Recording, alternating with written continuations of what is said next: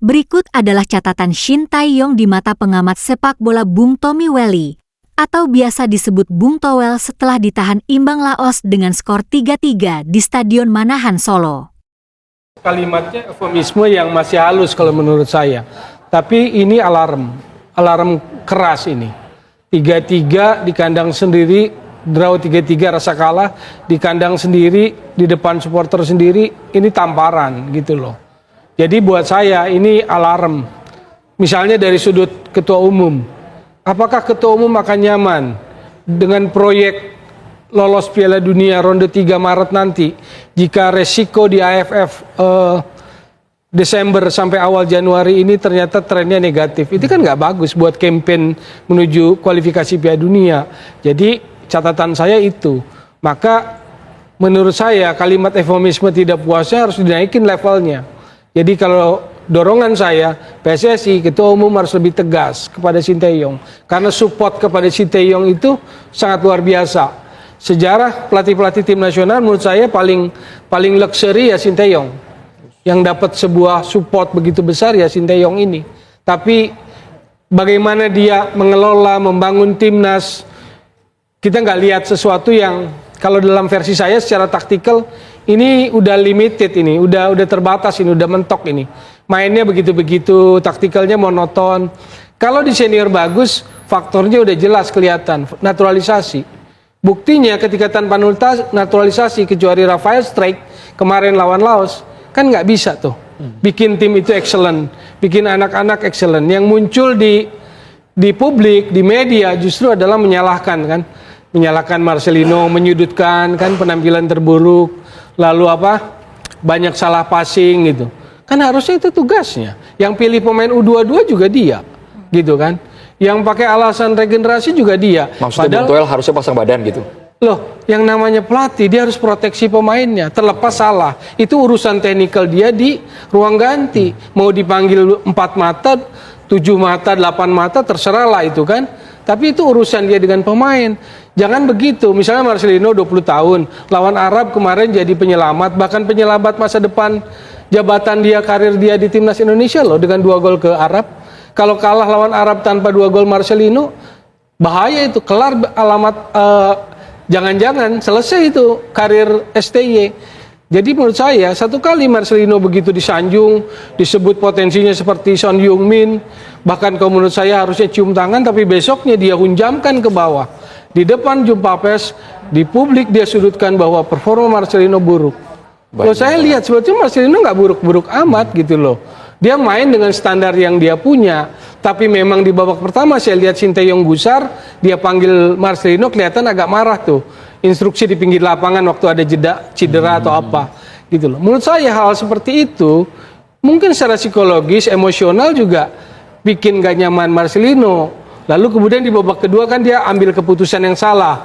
Sliding yang keras, kartu kuning, lalu dia jadi kartu merah. Tapi apakah dia pantas dikambing hitamkan untuk penampilan buruk Indonesia 3-3 versi dia? Bukan dong. Secara taktikal dia yang harus bertanggung jawab, bukan Marcelino. Ini sudut pandang dari Bung Toel, tapi kita boleh move on, kita beranjak untuk menghadapi Vietnam karena di atas kertas hitung-hitungannya Vietnam jauh kemampuannya di atas Laos. Ya. Jangan pula kita jadi bulan-bulanan oleh pemain Vietnam. Kabarnya posisi Marcelino, Bung Toel akan diisi nama yang mencuat sejauh ini ada Rivaldo Pak Pahan. Bagaimana Anda melihat agar terjadi pembenahan dari mulai formasi, kemudian strategi yang akan dilakukan oleh Shin Tae-yong? Paling tidak 1-0 menang tipis saja. Sudah luar biasa. Berat. Lawan Vietnam dengan kondisi kemarin draw rasa kalah 3-3 dari Laos, lalu kartu merah Marcelino. Marcelino kunci loh. Kekuatan lapangan tengah dan attacking itu ada di Marcelino. Makanya dia sebetulnya ada beban, ada carry tim ini gitu loh. Tapi bukan di Marcelino harusnya beban itu. Pertanyaannya, tadi dibilang pemain-pemain ini main di Liga 1 kok. Indikatornya bukan itu. Ini AFF Senior. Event paling bergengsi di kawasan Asia Tenggara. Setelah SEA Games udah pakai under 2 juga sejak tahun 2000-an, bukan senior lagi. Maka tinggal AFF lah yang punya level senior. Kalau mau turunin U22 kan AFF sendiri punya jenjang KU tuh 16, 19, 22. Kan sekarang kenapa turunkan pemain U22 untuk level senior lalu pada saat pertandingan mulai muncul Karena kita anak-anak muda, rataannya 20 tahun, kumpul sebentar, bla bla bla. Lo yang suruh pilih pemain itu siapa? Bukankah pelatih yang pilih? Pertanyaannya, kenapa nggak kasih kesempatan kepada mereka yang lebih senior? Yang di timnas senior jadi cadangan, mengangkatkan bangku cadangan supaya dia berkontribusi. Karena setiap pemain sejak generasinya Isnan Ali final tahun 2000 pengen juara. Karena setiap pemain timnas pengen punya mahkotanya. Isnan Ali gagal tahun 2000. 2002 ada rekan lain Hendro Kartiko, 2004, 2010, 2016. Jadi menurut saya kasih kesempatan. Hernando Ari, Nadeo, lalu siapa lagi di belakang? Ada Ricky Kambuaya, nggak pernah main di senior. Ada Witan, ada Egi. Mainkan. Dimas Derajat, Ramadan Sananta, Malik Rizaldi, Edo Febriansyah di Persib Bandung main bagus bek kiri gitu loh. Ini kan enggak. Turunin U22. Saya nggak menyalahkan. Saya nggak meremehkan anak U22 ini. Yang mayoritas 20 lah akhirnya ke rataan. Tapi jangan turunkan anak pramuka ke medan perang. Yang salah siapa? Komandannya dong. Sekarang komandannya banyak excuse.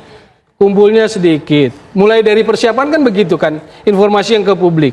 Nggak ada persiapan. Fisiknya jelek. Salah passing. Kemarin kalau mau analisis salah passing dia alasan. Bukan. Game plan Laos bener. Dia interceptnya di tengah. Kan kemarin formasi kita sangat positif. Attacking. 3-4-3. Dua gelandangnya nomor 8 semua kalau saya lihat. Arkan sama Marcelino. Dua gol dari Laos itu kan proses serangan balik. Kita mau build up ke tengah, progresif passing kepada gelandang, diintercept sama Laos. Lalu jadi counter attack 1 lawan 1 kan. Kadek Arel lawan nomor 17 kaptennya.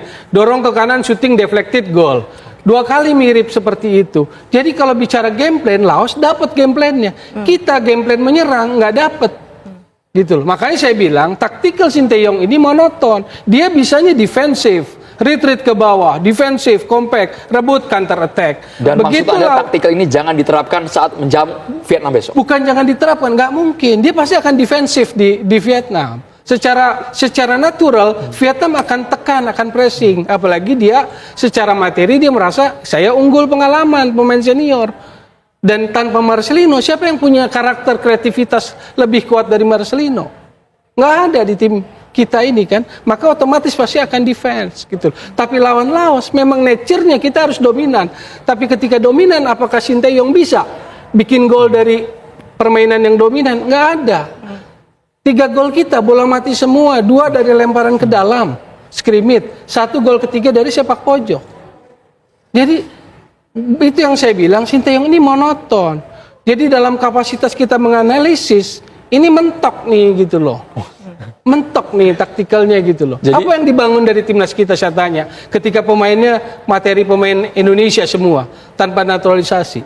Jadi apa yang membuat kalau kita pakai premis, pakai analogi, apa yang membuat tim nasional kita sejauh ini berjalan cukup progres?